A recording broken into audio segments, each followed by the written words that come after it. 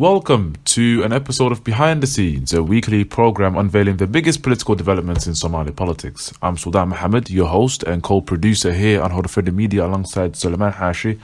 On this week's program, with only 2 weeks remaining until the end of the current African Union mission framework in Somalia, has Amazon been successful in its goals? And are other international peacekeeping missions in Africa proving effective?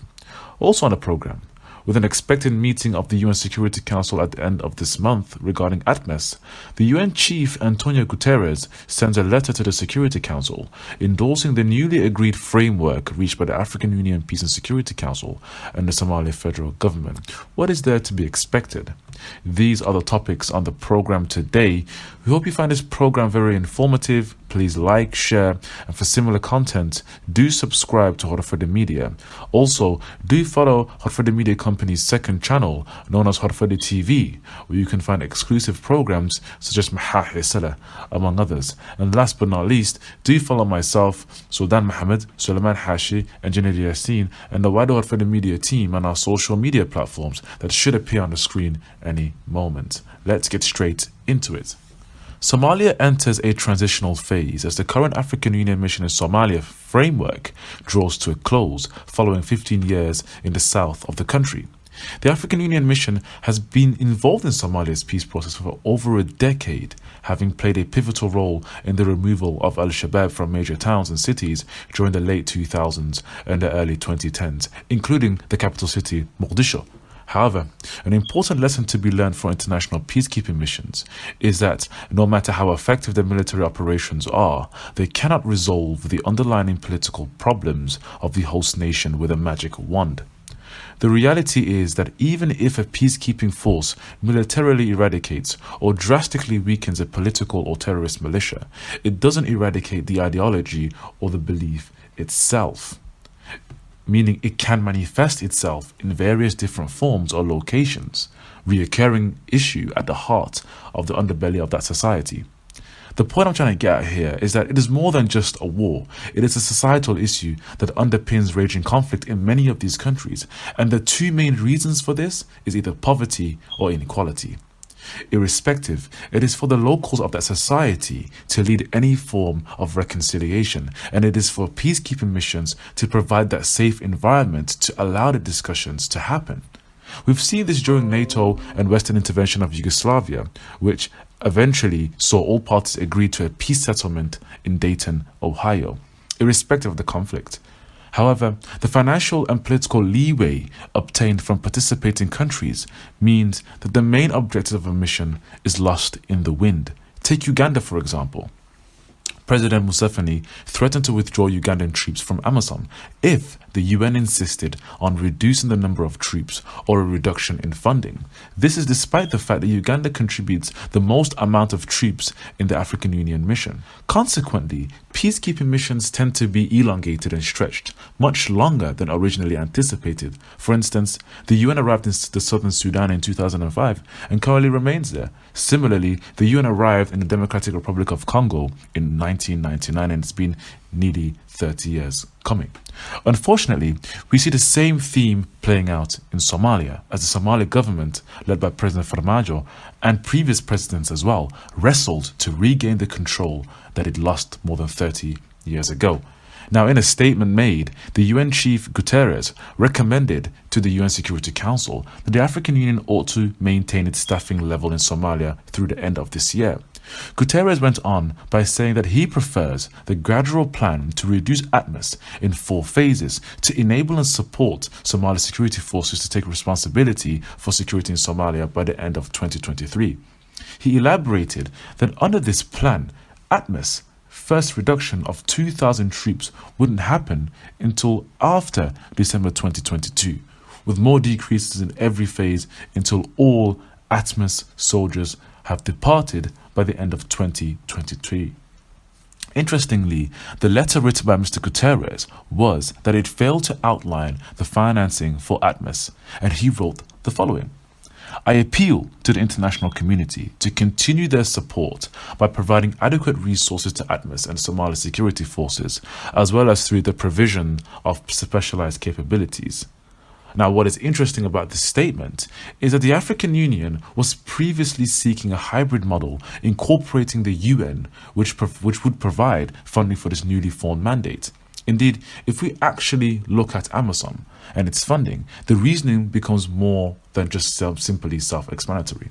Now, roughly 90% of the salaries of AMISOM units are currently being paid by the European Union, and roughly around 10% are being paid by the UK government. In fact, since the EU's APF system was established in 2004, the EU has committed over 1.1 billion euros to the African Union Peace and Security Council budget. However, the Europeans have recently lost interest and faith in funding AMISOM for two main reasons. Firstly, in the past 4 years, AMISOM has become ever more costly and ever more ineffective. And secondly, the Somali government wants AMISOM to leave as soon as possible as it rebuilds its security infrastructure. And as a result, the question of gaining large-scale funding, as seen previously with AMISOM, will be difficult to answer for Atmos. Now, aside from troop reduction and an end to the mandate written in stone, other positives have emerged. For instance, Atmos will adopt the same unit boundaries as the Somali National Army. And what I mean by unit boundaries is unit headquarters or unit stations or divisions. It was in 2017 when the Somali National Army sector or division boundaries were changed to match the newly formed federal member states, while AMISOM didn't do this. And as a result, at times, there would be an overlap of AMISOM or SNA divisions in various areas, and consequently, the distribution of soldiers didn't fairly or accurately represent the security needs of federal member states, for example, newly formed Galmudug or Hirshabelle. Nevertheless, many have criticized plans made by this current administration led by President Farmajo and plans made by previous administrations to swiftly remove peacekeeping missions from Somalia. Some have pointed to the clashes that occurred in Mogadishu a year ago as evidence of division within the Somali National Army, while others have pointed to the fact that Al-Shabaab remains a major threat not just in Somalia but the wider globe, and therefore the African Union's mission has not been completed. Now, indeed, Al-Shabaab is a threat to East Africa, and it is an umbrella of an international terrorist group known as Al-Qaeda. However, as I have mentioned earlier, conflicts such as the ones in Somalia is not just simply international terrorism and let's eradicate the terrorists.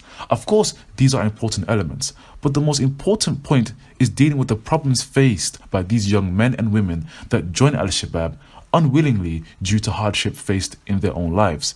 Many young Somalis are victims, and they live in the countryside and more secluded areas, and these people are more susceptible to terrorist propaganda for two of the following reasons. One, many of people who live in the countryside and secluded areas do not have access to proper education, and as a result have a limited grasp of the Islamic religion and law.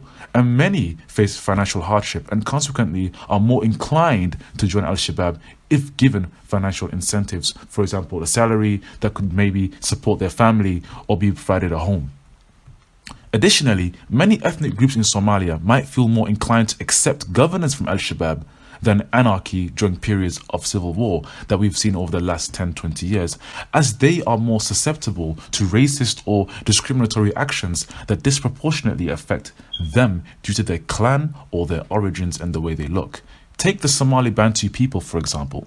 The severity of abuse faced by these Somalis forced the US to classify Somali Bantu refugees as a high priority. Over the next 4 years, between 1999 and 2003, up to 30,000 Somali Bantus were resettled from refugee camps in Kenya to the United States. The point I'm trying to raise here is that many are more inclined to accept Al-Shabaab rule in exchange for this illusion of peace provided by the draconian iron rule of the terrorist group, because many felt like there's no state to provide the security, and if there's no state, there's no equality, there's no justice, and Al-Shabaab provides this illusion of peace through its draconian measures, and for some that was better than living in anarchy.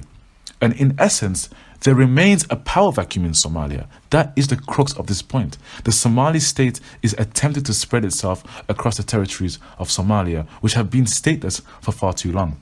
And this absence of the state renders the state's security and legal apparatuses obsolete, because many do not respect it. Because if the Somali government makes a rule previously, for example, 10 years ago, if the transitional federal government made a decision, it couldn't be enforced.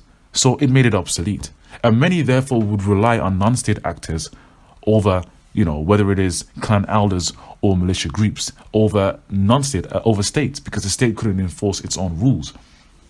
Now, regardless of all this negativity that I've spoken about and how there lacks this level of statehood in Somalia that has been the case over the last 30 years, a light at the end of the tunnel is getting closer and closer, because the regaining of the narrative by the Somali government against the African Union is a major step towards its journey to effective statehood, both domestically and internationally. We see the Somali government, of course, develop the federal member states, develop federal systems, and we can see the security of federal member states continue to grow. We see in Mudug being liberated last year. We see in Hirshabelle battles continuing on in Hiran and other parts of Somalia, for example, Lower Shabelle, the Dhacdooyinka regions, and all these areas we see a liberation of Somali and Somali lands against terrorists and other militias and non-state actors. Now, similarly, we're seeing this happening on the international stage, and now we have a stamped end date and a continued central role that the Somali security forces will play in the security of the Somali Republic. And this is a major achievement by this government, something that we haven't seen since 1989, and we are going in that right direction. However, there remain underlying issues aside from security that Somalia faces before we can see a fully functioning democratic state in Somalia.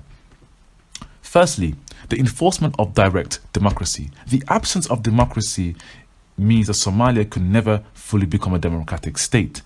Now, we see right now the process of indirect elections, which have proven to be very, very controversial, to say the least. Now, the enforcement of direct democracy can be achieved by simply cementing an amendment in the constitution to allow direct elections, to only allow, direct elections in the country, nothing less. So in other words, if we introduce an amendment to the constitution, which translates effectively that no other election can take place in Somalia other than direct elections, this would effectively cancel out any idea of indirect elections.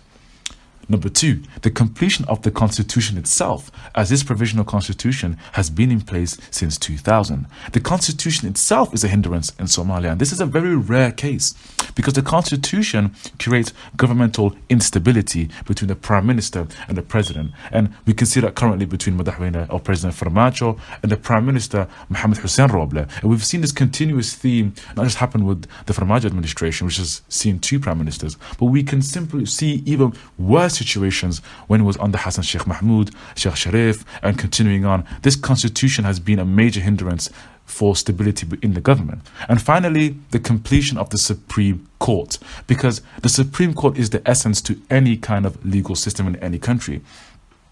The Supreme Court needs to be the only adjudicator of the Somali constitution, nobody else. It isn't the president's job to decide what's legal and what's illegal. It isn't the job of the prime minister to decide what is legal, what is illegal. It isn't the job of the cabinet. It isn't the job of anybody but the constitution adjudicator, which is the Supreme Court. And it is a court that must be respected and followed by all Somalis.